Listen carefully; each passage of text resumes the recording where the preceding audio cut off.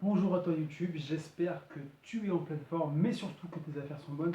Aujourd'hui, dans cette énième vidéo, nous allons aborder la façon de définir un prix de façon factuelle, de façon rationnelle et de façon à également définir les valeurs de votre entreprise. Dans un premier temps, vous allez pouvoir vous positionner par rapport à ce que le marché se fait, c'est-à-dire que vous allez regarder vos concurrents, directs, indirects, regarder leurs prestations, les regarder dans un premier temps, mais pas sur le long terme, regarder ce qu'ils font, et pouvoir ensuite avoir un prix de base, rajouter votre élément différentiel de nouveau, pour que vous puissiez aller y rajouter votre touche personnelle. Ne copiez pas vos concurrents, parce qu'ils sont eux, avec leur façon de penser, leur façon de développement, mais en aucun cas, vous devez copier exactement tout ce qu'ils font. C'est d'ailleurs l'une des meilleures façons de ne pas réussir ce que vous souhaitez entreprendre. Lorsque vous avez fait cette première méthode, vous allez également pouvoir établir vos objectifs financiers de façon à vous rendre compte si votre prix correspond à votre vision moyen-long terme. C'est-à-dire que si vous avez un prix de 1000 euros pour une prestation de service et que vous avez 10 clients, le calcul se fait de façon rapide et pour ce faire, vous allez pouvoir vous rendre compte en termes de temps, en termes d'énergie et surtout en termes d'objectifs d'entreprise, donc de chiffre d'affaires, si cela correspond à ce que vous souhaitez avoir dans votre entreprise, mais surtout si cela est adapté à la valeur et à la délivrabilité de votre client. Le nombre de ventes sera un élément factuel pour voir si votre prix correspond à votre attente, mais également si cela vous apporte de la frustration ou au contraire de la satisfaction. En dehors de ces derniers points, n'oubliez pas qu'un prix peut être amené à se négocier, peut être amené également à se revoir à la hausse, mais en aucun cas, c'est votre client qui va décider de ce que vous devez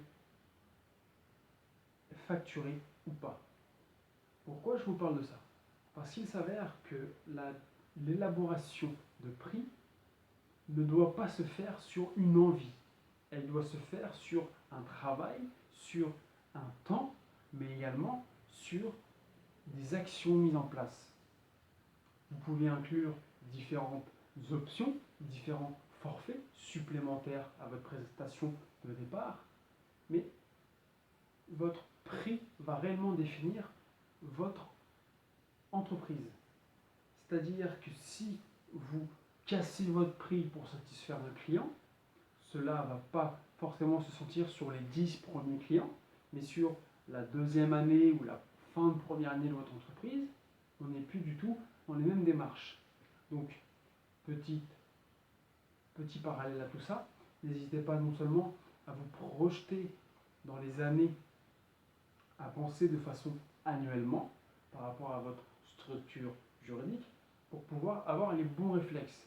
Que vous soyez en petite ou plus grande société, il est relativement important d'avoir des notions fondamentales par rapport à la facturation, par rapport à la charge et également par rapport à l'objectif que cela va avoir sur votre travail, mais sur également la vision de votre entreprise.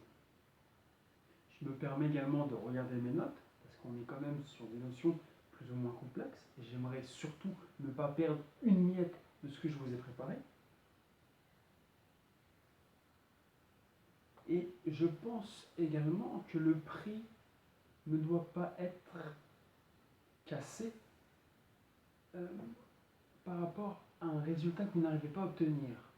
C'est-à-dire que si votre prestation est fixe, il y a des raisons pour lesquelles d'autres vont l'accepter et d'autres vont la refuser.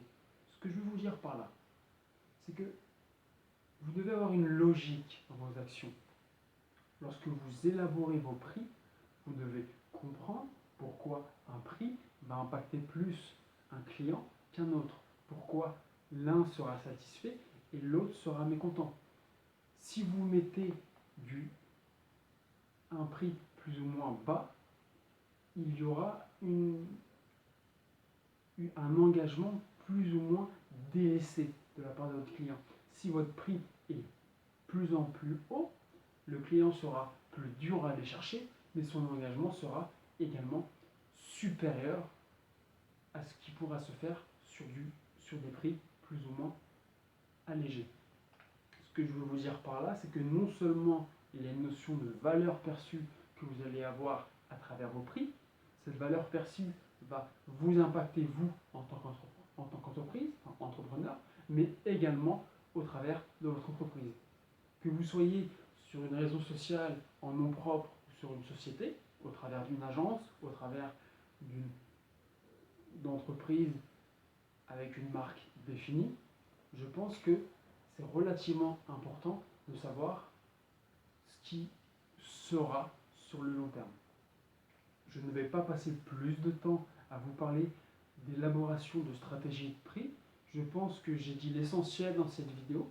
Si vous avez les moindres questions au travers de ces différents éléments, de la façon de mettre en place un prix, ou si vous avez également des points sur lesquels vous aimeriez que je revienne, n'hésitez pas. Ce sera un réel plaisir pour moi et je vous souhaite une excellente continuation. C'était Gauthier. N'hésitez pas à vous abonner et je vous dis à très bientôt dans une prochaine vidéo. Ciao, ciao!